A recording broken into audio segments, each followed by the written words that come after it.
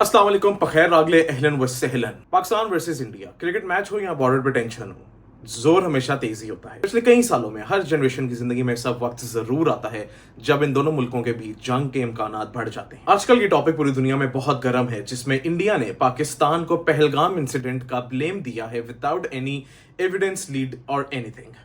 Indian Hindutva ideology और मोदी के India को समझने के लिए पास्ट के कुछ इवेंट्स को देखना बहुत जरूरी है। 1947 से लेकर आज तक ऐसे बहुत से इंसिडेंट्स हुए हैं जहां पे मुसलमानों को टारगेट करके मारा गया है, जलाया गया है और किसी ना किसी किस्म की ज्यादती जरूर की गई है। थोड़ा सा ही अगर पीछे जाएं तो 1964 में कलकत्ता रायट्स, जहां पे 70,000 Muslims had to leave their homes to save their lives. फिर आता है Nellie massacre in 1983 where 1600 Muslims of East Bengal were killed by Hindu villagers। फिर 1987 में हाशिमपुरा इंसिडेंट, जहां पे मुसलमानों को मारकर उनकी बॉडीज को वाटर कैनाल्स में डंप किया गया। और सबसे ऊपर सबसे बढ़कर Gujarat rights where 1000 Muslims were killed, children were shot dead, women were raped and men were forced to witness it। पिछले 20 सालों में 90% ऑफ द टेरर अटैक्स जो कि इंडिया में हुए हैं, उनमें एक नाम सबसे ज्यादा कॉमन है, जो कि है BJP, Bharatiya Janata party, led by the most dangerous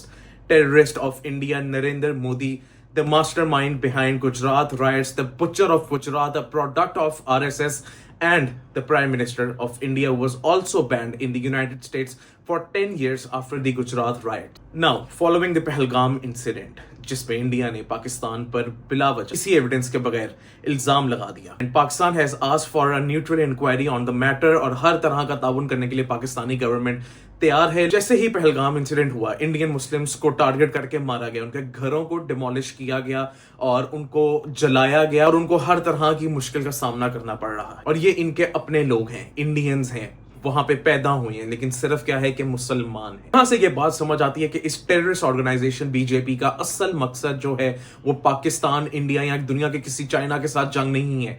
वो एक मेन मकसद है माइनॉरिटीज को टारगेट करना, और सबसे बढ़कर मुसलमानों को। बीजेपी की हिंदुत्व आइडियोलॉजी की सबसे बड़ी एग्जाम्पल है hate speech against Muslims. According to American reports, 90% of the religious based crimes in India were occurred between 2009 to 19 when BJP took power. और 2014 के इलेक्शंस में जब बीजेपी आई तो हेट स्पीचेस 500% इंक्रीज कर गई। The Hindu nationalist extremist terrorist party BJP is the main reason behind all the operations and persecutions on Muslim. इस international terrorist Narendra Modi ने एक सिटीजनशिप एक्ट की अमेंडमेंट्स भी की, जहां पे इसने इंडियंस को उनका रिलीजन चेंज करने के लिए भी रोका और मुसलमानों में शादी करने से भी रोका गया। जो भी करेगा उसको जेल की जाएगी, उसको फाइन किया जाएगा।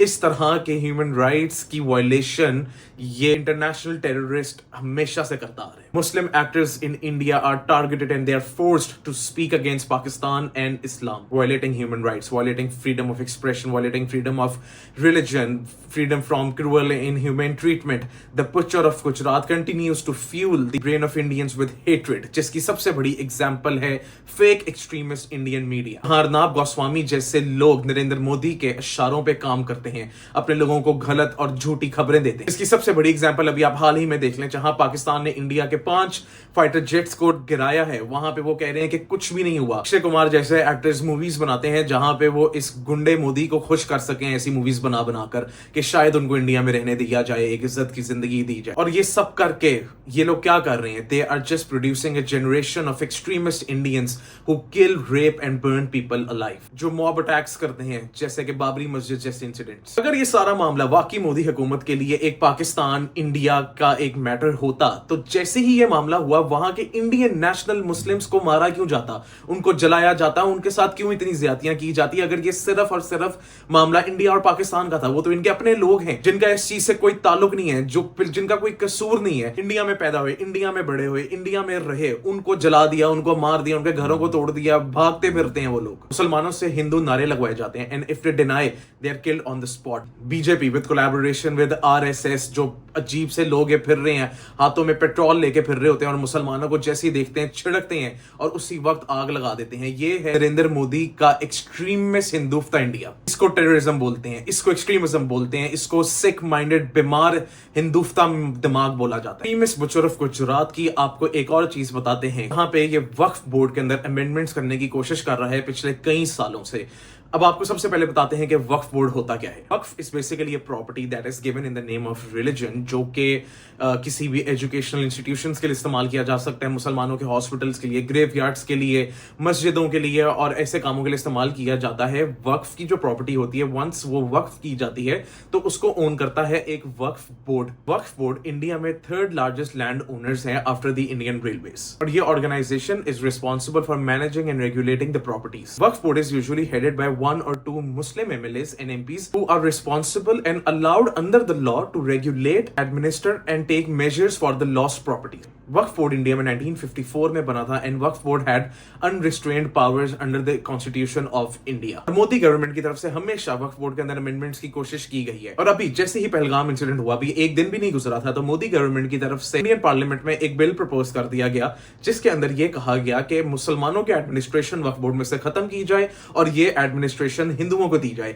इसका मेन मकसद है मुसलमानों की प्रॉपर्टीज को कन्फिस्केट करना, मस्जिदों को शहीद करना और जितनी भी प्रॉपर्टीज मुसलमानों के पास है उनसे वापस लेकर उनको टॉर्चर किया जाए। इवन राहुल गांधी ने इंडियन पार्लियामेंट में कहा कि ये बिल मुसलमानों के पर्सनल राइट्स को वायलेट करने की कोशिश है। इसी तरह की अनकॉन्स्टिट्यूशनल हरकतें करना, कत्ल गारत करना और अपने इलेक्शंस की हर कैंपेन के अंदर मुसलमानों के अगेंस्ट बोलना, माइनॉरिटीज के अगेंस्ट बोलना, जिसको यूनाइटेड स्टेट्स ऑफ अमेरिका ने भी कितनी दफा पॉइंट आउट किया है कि हेट स्पीचेस की जाती हैं बीजेपी गवर्नमेंट की तरफ से, Modi the butcher of Gujarat की तरफ से। According to Al Jazeera, in the aftermath of Pahalgam incident at least 20 Islamophobic songs were release promoting hatred towards Muslims. और पहलगाम में most of the Indian media is actually restricted to give news on this matter. सिर्फ वही channel दे सकता है जो कि terrorist Narendra Modi के इशारों पे चलता है। इंडिया क्लेम करता है कि उन्होंने रात को पाकिस्तान पे अटैक किया, ऑफ कोर्स रात को ही करेगा, बुज़दिल दुश्मन है। तो उन्होंने ये कहा कि पाकिस्तान पे अटैक किया, जिसको इंडियन मीडिया ने 1000% एग्जैजरेट करके अपने मीडिया पे बताया, और थोड़े ही देर के बाद इंडियंस वहां पे जश्न मना रहे हैं कि उन्होंने एक्चुअली टेररिस्ट मारे हैं पाकिस्तान में। ये हैं वो बच्चे जिनको इंडिया ने टारगेट किया, शहीद किया, और इनकी शहादत का जश्न इंडिया में मनाया जा रहा था इस मासूम बच्चे से। है असल माइंडसेट इस मुल्क की हिंदुत्व आइडियोलॉजी का, जहां ये छोटे बच्चों को मारकर कहते हैं कि ये जंग लड़ रहे हैं। उसके बाद जंग में अपने ही लोगों पर अटैक करके, अमृतसर में, कश्मीर में अपने ही लोगों पर अटैक करके ये इल्जाम लगाया जाता है कि ये पाकिस्तान ने किए। एक ऐसा मुल्क, एक ऐसी आर्मी और एक ऐसी सो कॉल्ड पॉलिटिकल पार्टी के लिए अपने ही मुल्क के लोगों को मारना कोई बात ही नहीं है। अपने आप को क्या सिविलाइज्ड कौम कहेंगे? पाकिस्तान में आपस में चाहे जितने ही इख्तलाफात हों, जितनी पॉलिटिकल पार्टीज के आपस में इख्तलाफात हों, लेकिन जब बात मुल्क की सलामती की आएगी तो हर बंदे को आप मुत्तहिद पाएंगे। और तुम क्या हराओगे ऐसी कौम को जो 5 वक्त शहादत की दुआ मांगते हैं, वतन के लिए अपना खून कुर्बान कर गए, कुछ बच्चे अपनी कौम पर एहसान कर गए। अस्सलाम वालेकुम। जो होगे शहादत का जाम पी कर तुम रसूल